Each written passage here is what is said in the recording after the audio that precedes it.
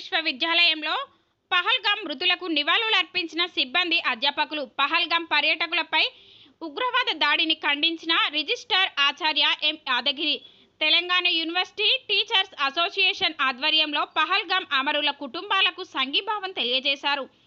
ఈ కార్యక్రమంలో ముఖ్య అతిథిగా పాల్గొన్న తెలంగాణ వర్సిటీ రిజిస్ట్రార్ ఆచార్య ఎం యాదగిరి మాట్లాడుతూ, భారతదేశానికి జమ్మూ అండ్ కాశ్మీర్ ప్రాంతం శిరస్సు లాంటిదని, ఈ ప్రాంతం ప్రపంచ పర్యాటకులకు అపురూపమైన విడిది కేంద్రమన్నారు. ఈ ప్రాంతం ఇటీవలి కాలంలో పర్యాటక రంగంలో విస్తారంగా అభివృద్ధి చెందిన ప్రాంతమన్నారు. ఈ ప్రాంతం మీద ముస్లిం తీవ్రవాదులు కన్నువేసి భారతదేశంతో పాటు పర్యాటక రంగాన్ని చిన్నభిన్నం చేయడం విద్రోహ చర్య అని పేర్కొన్నారు. ఈ కార్యక్రమంలో non teaching association president Sai Goud, outsourcing employees president సురేష్తో పాటు doctor Sirisha Boyapati, doctor Vasam Chandrashekar, doctor Pata Nagaraju, doctor Balakishan, doctor Mahender Reddy, doctor Gulhi Rana, doctor Sravanthi, doctor Swapna తదితరులు పాల్గొన్నారు. వర్గాలు కూడా ఈ దాడిని, కాశ్మీర్లో జరిగిన దాడిని ఖండించింది. నిజానికి అందమైన ప్రకృతితో పాటు, ఆహ్లాదకరమైన ప్రకృతితో పాటు మనకు టూరిజం డెవలప్మెంట్కు చాలా మంచి సపోర్ట్ ఇచ్చే ఒక ప్రాంతంలో ఇవాళ మొత్తం వెలవెలబోయే పరిస్థితి కనపడుతున్నది.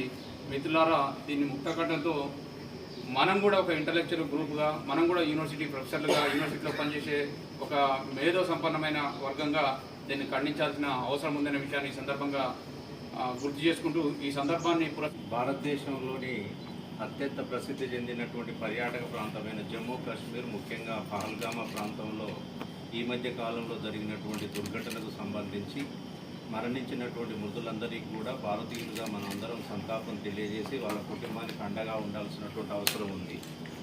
అయితే భారతదేశము మొదటి నుండి కూడా పాకిస్తాన్తో అనేక సందర్భాలలో యుద్ధ వాతావరణం వాళ్ళు ఏర్పాటు చేసినప్పటికీ కూడా శాంతియుతంగానే మనం ప్రవర్తిస్తూ ఉన్నాం. అది ప్రపంచ దేశాల చేత గుర్తింపబడినటువంటి విషయము.